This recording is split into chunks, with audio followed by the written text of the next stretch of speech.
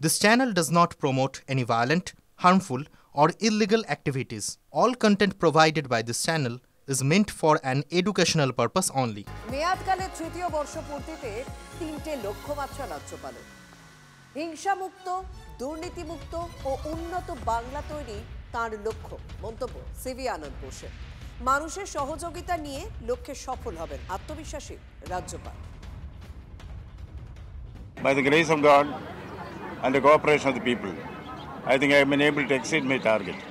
But then there are two ultimate objectives which I have, for which I will be continuously working, that is Hinsa Mukta, Bhrashtachar Mukt Bengal, and also Viksit Bengal. My three-pronged activities will be based on this: Viksit Bengal, Hinsa Mukt Bengal, Bhrashtachar Mukt Bengal. আমাদের সঙ্গে রয়েছেন তৃণমূল কংগ্রেস মুখপাত্র তন্ময় ঘোষ। তন্ময় দা, হিংসামুক্ত, দুর্নীতিমুক্ত, উন্নত বাংলা গড়ার লক্ষ্য, এই কথা বলে রাজ্যপাল কোথাও বুঝিয়ে দিচ্ছেন বাংলায় হিংসা হচ্ছে, দুর্নীতি হচ্ছে এবং এখনো উন্নত নয় বাংলা। মাননীয় রাজ্যপালকে শুভেচ্ছা যে 3 বছর পূর্তি উপলক্ষে, কিন্তু উনি ভুলে যাচ্ছেন যে কথাগুলো বলেছেন সেগুলো করার দায়িত্ব সেই রাজ্যের নির্বাচিত যে সরকার আছে তাদের।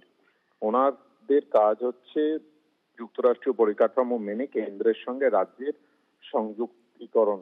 সেই জায়গাটাতে উনি মনোনিবেশ করলে ভালো হবে। তাহলে রাজ্যের যে কথাগুলো বলেছেন সেগুলোর থেকে অনেক রাজ্য ভালো জায়গায় এগিয়ে আছে, আরো এগিয়ে যেতে পারবে। উনি নিজের কাজটা করুন, রাজনৈতিক কোনো দলের কথা শুনবেন না সেই আশা রাখি, বা রাজনৈতিকভাবে নিরপেক্ষতা বজায় রেখে নিজের কাজটা করতে। রাজ্য ঠিকঠাকই চলছে। ওনাকে আরেকবার শুভেচ্ছা।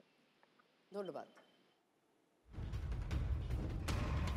কসবার হোটেলে চার্টার্ড অ্যাকাউন্ট্যান্টের রহস্যজনক দেহ উদ্ধার এবং সেই দেহ ঘিরে একাধিক প্রশ্ন উঠছে। কার সঙ্গে গিয়েছিলেন, কি কারণে গিয়েছিলেন এবং কিভাবে হোটেলের রুম বুক করা হয়েছিল এবং খুন না তো তার পিছনে ঠিক কি কি বিষয় লুকিয়ে রয়েছে জানাবেন আমার সহকর্মী সুজয় আমার সঙ্গে সরাসরি রয়েছেন। সুজয়, হাত পা বাঁধা অবস্থায় দেহ উদ্ধার হয়েছে সেরকমই খবর পাওয়া যাচ্ছে, কিন্তু এই যুবকের পরিচয়, কেন এসেছিলেন এই হোটেলে, সে কি কলকাতার বাসিন্দা, তার সঙ্গে যারা গিয়েছিলেন তাদের কোনো পরিচয় পাওয়া যাচ্ছে এখনো পর্যন্ত? দেখো, প্রথমে তোমায় জানাই, হাত বাঁধা অবস্থায় ছিল না, পা বাঁধা অবস্থায় দেহ পাওয়া গিয়েছিল এবং হোটেলের যে বেড অর্থাৎ বিছানার ঠিক কোনায় মেঝেতে উপর অবস্থায় পড়েছিল এবং পা বাঁধা ছিল এবং সম্পূর্ণ নগ্ন অবস্থায় দেহ উদ্ধার করা হয়েছে, তেমনটাই পুলিশ সূত্রে খবর। এবং গলায় কালশিটে দাগ আছে, যেখান থেকে পুলিশের অনুমান যে গলা টিপে এবং তার পরবর্তীতে গলার শ্বাসরোধ করে অর্থাৎ বালিশ দিয়ে মুখ চাপা দিয়ে, নাক মুখ চাপা দিয়ে খুন করা হয়ে থাকতে পারে। এবং আজকে ময়নাতদন্ত হবে, আজকে দুপুরে ময়নাতদন্ত হবে, তারপরে মৃত্যুর সঠিক কারণ স্পষ্ট হবে। কিন্তু পারিপার্শ্বিক যে তথ্য প্রমাণ, অর্থাৎ যেভাবে পা বাঁধা অবস্থায় পাওয়া গেছে, নগ্ন অবস্থায় পাওয়া গিয়েছে এবং তার সঙ্গী যে দুজন হোটেলে উঠেছিল অর্থাৎ একজন মহিলা একজন পুরুষ, তারা যেভাবে পালিয়েছে তা থেকে পুলিশের অনুমান যে খুন করেই তারা পালিয়েছে এবং সেক্ষেত্রে খুনের পেছনে উদ্দেশ্য কি, কারণটা কি সেটা জানার চেষ্টা করা হচ্ছে। তার কারণ তারা স্থানীয় যুবক বা স্থানীয় বন্ধু বলে পরিচিত, অর্থাৎ কসবা এলাকার বন্ধু বলে পরিচিত পরিচয় দিয়ে তারা হোটেলে উঠেছিল এবং সেখানে 3 জনই তাদের আধার কার্ড দিয়েছিল। এক্ষেত্রে যিনি মারা গিয়েছেন আদার্স, তার ভোটার আইডি কার্ড, তার আধার কার্ড আসল বলেই পুলিশ জানতে পেরেছে। বাকি যে 2 জন সঙ্গী যারা পলাতক, তাদের আধার ভেরিফিকেশন এই মুহূর্তে চলছে যে তারা আদৌ আসল আধার কার্ড দিয়েছিল কিনা, বা এর সঙ্গে অর্থাৎ যে 2 জন পলাতক তাদের সঙ্গে কোনো বড় চক্র রয়েছে কিনা, প্রতারণা চক্র। তার কারণ সেই পারিপার্শ্বিক তথ্য প্রমাণ কিন্তু সেদিকেও ইঙ্গিত করছে এবং তারা এই মুহূর্তে পলাতক রয়েছে। সিসিটিভি সূত্র ধরে খোঁজ চলছে যে তারা কোন দিকে পালিয়েছে। একই সঙ্গে আদার্স লাইলকা, যার দেহ পাওয়া গেছে, তার ব্যাংক অ্যাকাউন্টেও নজর রাখছেন তদন্তকারীরা। তার কারণ মনে করছে যে অর্থের উদ্দেশ্যে খুন এবং সেজন্য খুন করে তার ডেবিট কার্ড বা তার যে ক্রেডিট কার্ড সেখান থেকে টাকা তুলে নেওয়া হতে পারে। ফলে পরিবারের সঙ্গে কথা বলে তাদের ব্যাংক কি কারণে কোন তা তদন্ত করে দেখা হচ্ছে। কিন্তু একটা বিষয়ে প্রশ্ন উঠছে, কিন্তু এই যুবক অনলাইনেই এই হোটেল বুক করেছিল এবং 4 তলা 2টো রুম সে বুক করেছিল। এই 2টো রুম কার জন্য বুক করা হয়েছিল? যুবকের সঙ্গে যা খবর পাওয়া যাচ্ছে, এক তরুণী ও এক যুবকও ছিলেন। যে তরুণীর বাড়ি কালীঘাটে আর যুবকের বাড়ি নদিয়ায়, তাহলে কি অপর যে রুমটি বুক করা হয়েছিল সেটা এদের জন্য? এই বিষয়গুলো ইতিমধ্যে তদন্ত করে দেখছে পুলিশ। ডেটিং অ্যাপের মাধ্যমে তাদের আলাপ হয়েছে কিনা তাও খতিয়ে দেখা হচ্ছে, কারণ সেই সন্দেহ উড়িয়ে দেওয়া যাচ্ছে না। দুজনেই, মানে ওই তরুণী এবং আরেক যে যুবক ছিল, তারা দুজনেই রাত 1:30 থেকে 2টোর মধ্যে হোটেল থেকে বেরিয়ে গিয়েছিল। তারপরে বিবস্ত্র অবস্থায় এই আদর্শ লোসালকারের দেহ পাওয়া যায়।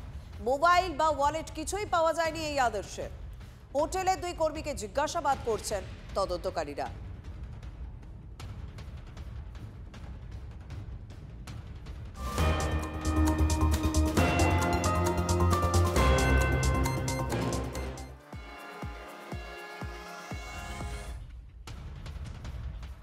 কসবার হোটেলে চার্টার্ড অ্যাকাউন্ট্যান্টের মৃত্যুর ঘটনা এবং সেই ঘটনা নিয়ে স্বাভাবিকভাবে চাঞ্চল্য শুরু হয়েছে। দফায় দফায় বৈঠক করছে কলকাতা পুলিশ, কারণ আগেও পার্ক স্ট্রিটে এরকম ঘটনা ঘটেছে, এবার কসবার ঘটনায় ঘটলো।